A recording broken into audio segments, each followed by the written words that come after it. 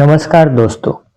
हमने हमारे पिछले वीडियो में देखा कि नारी का शोषण क्यों हो रहा है, उसके पीछे के कारण क्या है, वो भी हमने जाने। उसी वीडियो का ये दूसरा भाग है। हम देख रहे कि नारी का शोषण अभी भी चल रहा है। अभी भी नारी को उससे मुक्ति नहीं मिली है। शोषण की जड़ इतनी गहरी है और मजबूत है कि हजारों सालों बाद भी नारी को ये सहना पड़ रहा है। इस 21वीं सदी में भी वो शोषण चालू है, वो शोषण से पीड़ित है।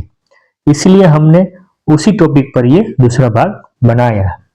तो चलिए शुरू करते हैं स्त्री का शोषण भाग 2। आज हम देख रहे हैं कि स्त्री शिक्षित हो रही है। स्त्री के लिए समाज में नए नए कानून बन रहे हैं। स्त्री के शोषण को खत्म करने के लिए सभी देश समाज को बदलने की कोशिश कर रहे हैं, लेकिन फिर भी स्त्री का शोषण पूरी तरह से खत्म नहीं हुआ है। उल्टा लोगों ने समाज में नारी के शोषण के लिए अलग अलग से रास्ते ढूंढ लिए हैं। जैसे कि अभी बेटी का जन्म होता है तो दुख नहीं मनाया जाता, लेकिन उसको बेटे जितना अधिकार भी नहीं दिया जाता। उदाहरण के तौर पे बेटी को पढ़ाई करने का हक दिया जाता है, लेकिन उसके ऊपर बंधन भी वही जुने पुराने हैं रहते हैं। बेटे की पढ़ाई के लिए कोई रोक टोक नहीं होती, और दूसरी ओर बेटी को उस सीमा तक ही पढ़ाई करने दिया जाता है।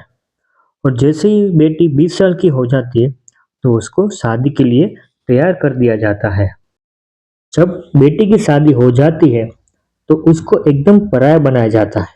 हाँ, ये सब काफी कम हो चुका है, लेकिन कुछ हिस्सों में अभी भी बेटी को पराया ही मानते हैं।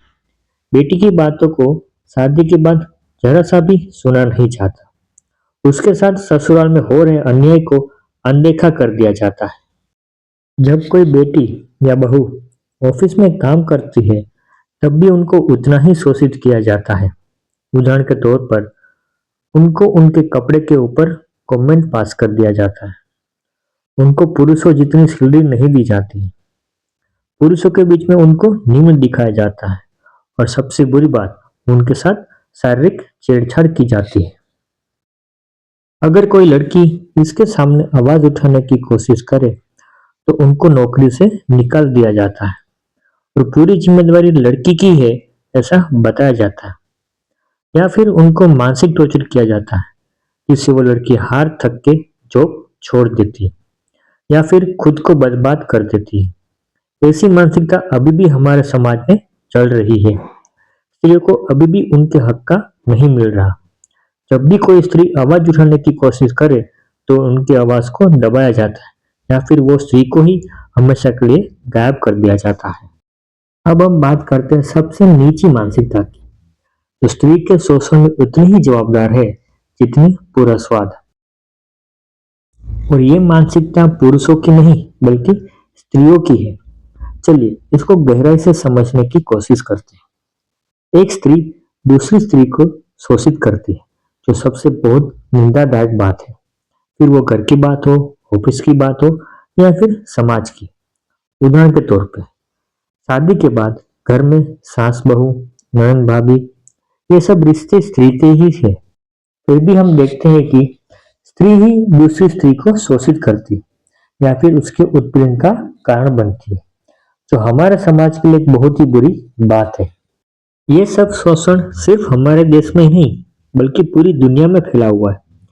जैसे कि अमेरिका में स्त्रियों को सत्ता या पुरुषों की गेम्स में भाग लेने नहीं दिया जाता था।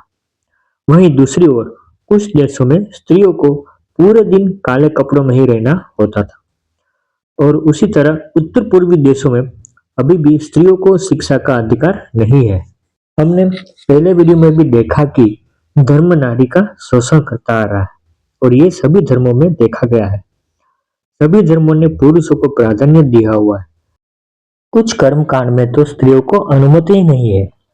जैसे कि भारत में ऐसे कई मंदिर है जहाँ स्त्री को प्रवेश ही नहीं दिया जाता, और स्त्री दोष में तो स्त्री को अछूती बना दिया जाता है। घर के मंदिर में भी उनको प्रवेश नहीं दिया जाता।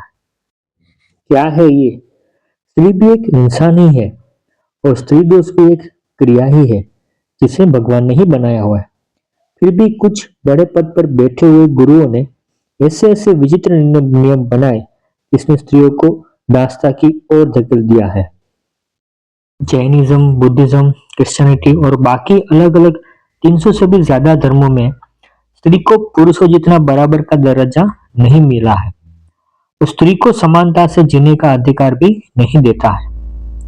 स्त्रियों के शोषण के बारे में इतनी बातें और उदाहरण है जिसको एक वीडियो में संकलित नहीं किया जा सकता है। फिर भी मैंने ये 2 भाग में कहानी को संक्षिप्त में बताने की कोशिश की है।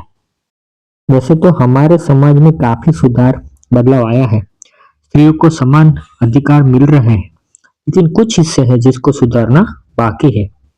उसी उद्देश्य से मैंने ये वीडियो बनाया है, लोगों को सच्चाई तक पहुंचाने के लिए। सोच बदलो, बदलेगा समाज। प्लीज लाइक और सब्सक्राइब करें। धन्यवाद।